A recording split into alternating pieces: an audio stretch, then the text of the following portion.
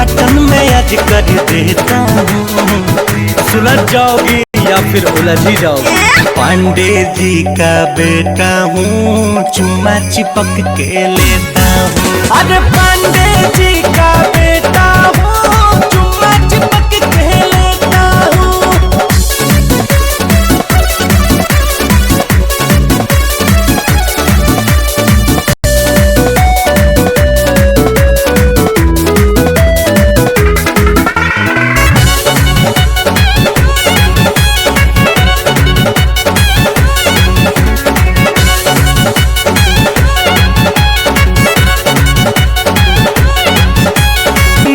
तेरा नखरीला है, दिल बन बैठा जे दीवाना रे।